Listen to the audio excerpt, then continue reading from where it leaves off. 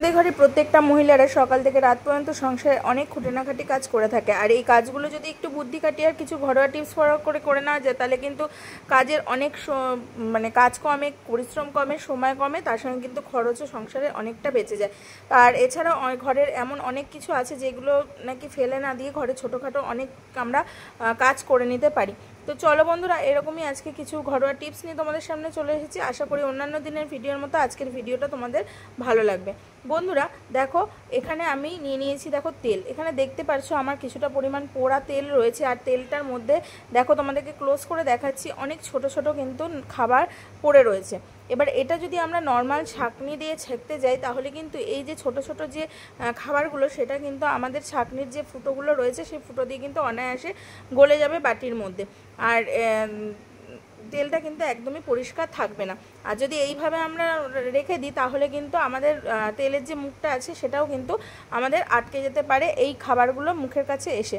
তো বন্ধুরা, এখানে দেখো একটা ছাঁকনি নিয়ে নিয়েছি। এবার ছাঁকনির ওপরে কি করব, একটা টিস্যু পেপার নিয়ে নেব। এবার টিস্যু পেপারের উপরে কি করব, এই তেলটাকে এখানে ঢেলে দেবো। ঢেলে দিয়ে কিছুক্ষণ রাখলে দেখতে পারবে যে তেলটা পুরো কিন্তু সুন্দরভাবে পুরো নিচে নেমে গেছে। আর এইভাবে ছাঁকনির মধ্যে যে এই ছাঁকনির মধ্যে প্লাস টিস্যু পেপারের মধ্যে যে ছোট ছোট যে খাবারগুলো আছে, খাবারের যে টুকরোগুলো ছিল, সেগুলো কিন্তু অনায়াসে থেকে যাবে। সেগুলো কিন্তু আর পুনরায় তেলের মধ্যে পড়বে না। এইভাবে কিন্তু আমরা তেলটাকে সম্পূর্ণ পুরো ছেঁকে নিতে পারবো, আর কোনো অসুবিধাই হবে না। আবার এই অবস্থায় কিন্তু আমরা তেলটাকে আবার পুনরায় ইউজ করতে পারবো। একদম নিট অ্যান্ড ক্লিন হয়ে গেছে। যে ছোট ছোট খাবারের টুকরোগুলো ছিল সেগুলো কিন্তু একদম নেই, দেখতে পাচ্ছ।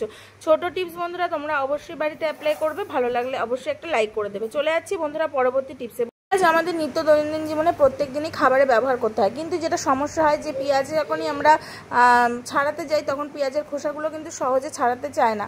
তো বন্ধুরা, যখনই আমরা পেঁয়াজ এভাবে কাটবো, কি করব, পেঁয়াজটা এরকম মাথাটা কেটে নেওয়ার পর কিছুক্ষণ জলের মধ্যে চুবিয়ে হালকা ডলা দিলেই কিন্তু দেখো পেঁয়াজের খোসাগুলো সুন্দরভাবে ছাড়ানো হয়ে যাচ্ছে। বিশেষ করে সমস্যা হয় ছোট ছোট পেঁয়াজের খোসাগুলো যখনই আমরা কেটে ছাড়াতে যাই, তখন কিন্তু একদম ছাড়তে চায় না, অনেকটা সময় নিয়ে নেয়। তো এরকম জলে ভিজিয়ে কিন্তু আমরা অনায়াসে আঙুল দিয়ে ডলা দিলেই বা এইভাবে কিন্তু পেঁয়াজের খোসাগুলো নরম হয়ে যায়, আর আমাদের ছাড়াতে অনেকটা সুবিধা হয়। এছাড়াও আমাদের চোখে কিন্তু কোনো ঝাঁজও লাগে না। তো এভাবে করে নেবে, আশা করি তোমাদের কাজে লাগবে। চলে যাচ্ছি বন্ধুরা পরবর্তী টিপসে। বন্ধুরা দেখো, এখানে আমি একটা ছুরি নিয়ে নিয়েছি। দেখতেই পাচ্ছ ছুরিটা আমার ভেঙে গেছে। তো আমরা কি করি, এই ছুরিগুলো ভেঙে গেলে আর কোনো কাজে লাগাই না, ছুরিটাকে কিন্তু আমরা ফেলে দিই। তো বন্ধুরা, এবার থেকে ফেলে দেবো না। তো দেখো, ছুরিটাকে প্রথমে মাথার থেকে আমি কেটে খুলে নিলাম। খুলে নিয়ে তারপরে একটু ফেভিকুইকের সাহায্যে কি করব, একটা চিরুনির মাথার মধ্যে এইভাবে চিরুনি যে ছুরিটা আছে সেটা আটকে নিলাম। আর ফেভিকুইকের আঠা কিন্তু প্রচণ্ড স্ট্রং হয়, সহজে কিন্তু খুলতে চায় না। এবার এটা দিয়ে আমরা কি করব, চলো সেটাই দেখে না যায়। দেখো বন্ধুরা, এখানে আমি একটা সেলোটেপ নিয়ে নিয়েছি। আর সেলোটেপের এই যে অংশটা দিয়ে কিন্তু তোমাদের আগে একটা টিপস আমি দেখিয়ে দিয়েছি যে কীভাবে আমরা সেলোটেপটা অনায়াসে কাটতে পারবো। এছাড়াও বন্ধুরা, আমরা এই দেখো ছুরিটা ফেলে দিতাম, তো ফেলে না দিয়ে কিন্তু এইভাবে আমরা সেলোটেপ আবারও কিন্তু এইভাবে কেটে নিতে পারবো। তাহলে হলো না একটা ইউজফুল টিপস। তাহলে আমরা কিন্তু ছুরিটা ভেঙে যাওয়ার কারণে কিন্তু ফেলেই দিতাম, তো ফেলে না দিয়ে এই ছোট ছোট কাজগুলো কিন্তু আমরা করে নিতে পারবো অনায়াসে। এইভাবে ছুরিটা লাগিয়ে আমরা কেটে নিতে পারবো। এছাড়াও ধরো, আমাদের যে ঘরে যে কাগজপত্র অনেক সময় কাটার জন্য আমাদের কাঁচির প্রয়োজন হয়, তো অনেক সময় দেখা যায় কাঁচি অনেক সময় ঘরের মধ্যে থাকে না, তো তখন আমরা কিন্তু এইভাবেও এই ছুরিটার সাহায্যেও কিন্তু কাগজগুলো কেটে নিতে পারবো।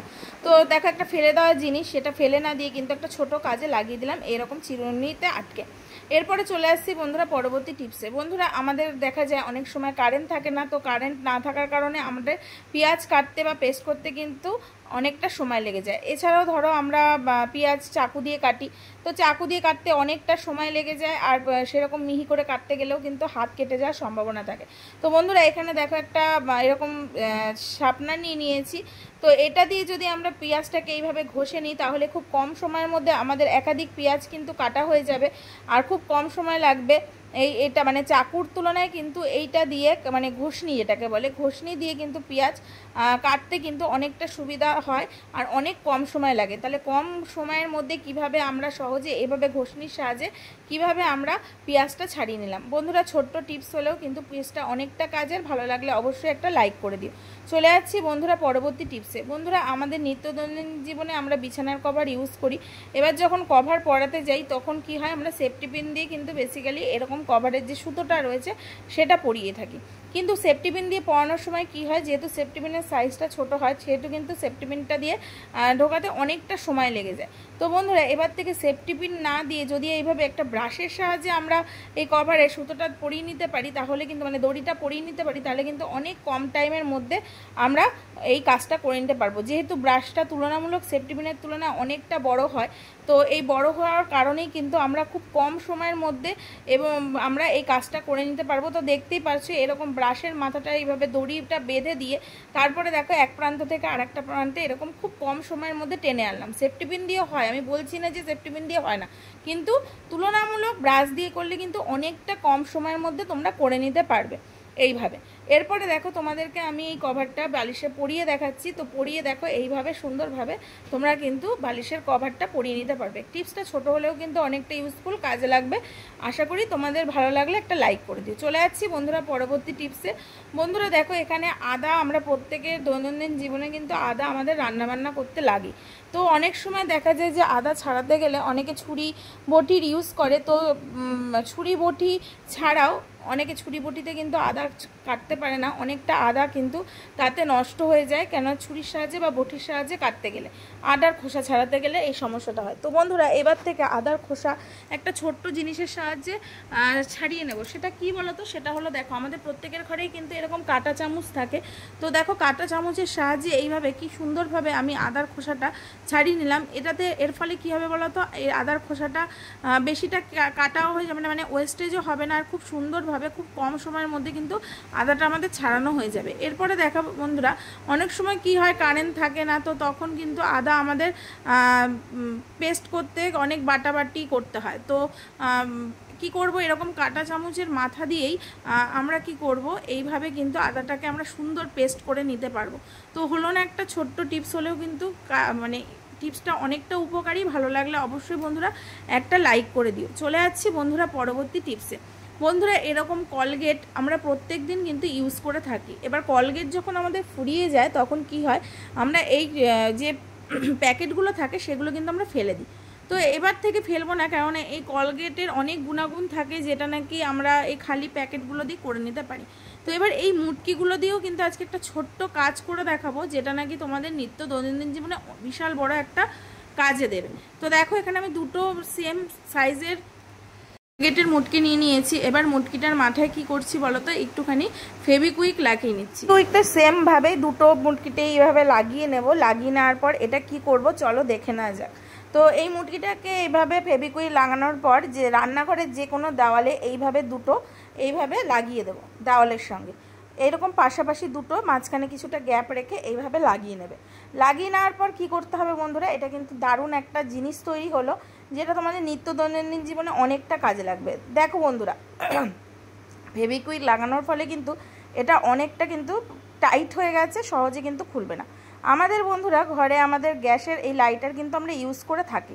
তো লাইটারগুলো আমরা কি করি, ইউজ করার পর কখনো গ্যাসের নিচে বা কিচেন স্ল্যাবে বা কখনো বাটির মধ্যে বা গ্লাসের মধ্যে রেখে দিই। তো আমরা যদি এই ছোট্ট একটা এরকম অর্গানাইজার বানিয়ে নিতে পারি, তাহলে দেখো জিনিসটা দেখতেও ভালো লাগছে আর দেখতেও কিন্তু অনেকটা কিউট লাগছে। তো আশা করি টিপসটা ভালো লেগেছে, ভালো লাগলে একটা লাইক করে দিও। চলে যাচ্ছি বন্ধুরা পরবর্তী টিপসে। বন্ধুরা আমাদের প্রত্যেকের ঘরে এরকম বাচ্চাদের ওষুধ কি বড়দের ওষুধ আমরা কিন্তু প্রত্যেকে খেয়ে থাকি।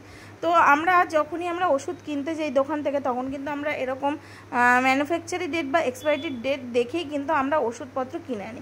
কিন্তু দেখা যায় দীর্ঘদিন ধরে ঘরে থাকতে থাকতে এই ডেটগুলো কখনো মুছে যায় বা জল লেগে যাওয়ার কারণে উঠে যায়, বা এরকম নোকে ঘষা দিলেও কিন্তু এই ডেটগুলো যেভাবে হোক উঠে যায়। তো পরে কিন্তু আমাদের মনে থাকে না যে এই ডেটগুলো মানে কতদিন ছিল। তো তখন কি হয়, আমাদের গোটা ওষুধটা নয় ফেলে দিতে হয়, আর নয়তো আমাদের একটা আন্দাজ করে আমাদের ইউজ করতে হয়। তো বন্ধুরা এবার থেকে যখনই আমরা এরকম ওষুধ কিনে আনবো, তখন কি করব, ওষুধের যেখানে এক্সপায়ারি ডেট আর ম্যানুফ্যাকচারি ডেটটা রয়েছে সেই ডেটের ওখানে এরকম একটা সেলোটেপ লাগিয়ে নেব। তো সেলোটেপ লাগানোর ফলে কি হবে বলো তো বন্ধুরা, আমাদের শত জল লাগলে হোক বা নখ দিয়ে খোঁচাখুচি করলেও হোক, আমাদের কিন্তু সেই ডেটটা কিন্তু উঠে যাবে না, আর একদম সারা জীবনের মতো এইভাবেই ফিক্স থেকে যাবে। আর জল লাগলে বা বৃষ্টির জল লাগলেও কিন্তু এই ডেটটা উঠে যাওয়ার কোনো সম্ভাবনা থাকবে না। বন্ধুরা আজকের এই টিপসগুলো তোমাদের কেমন লাগলো অবশ্যই কমেন্ট করে জানিও। ভালো লাগলে একটা লাইক করে দিও, আর যদি ভালো লেগে থাকে তোমাদের আত্মীয় পরিজন বন্ধু বান্ধবের মধ্যে শেয়ার করে দিও। নতুন বন্ধুরা প্লিজ চ্যানেলটাকে সাবস্ক্রাইব করে দিয়ে পাশে দেখো। চলো বন্ধুরা আজকের মতো টাটা।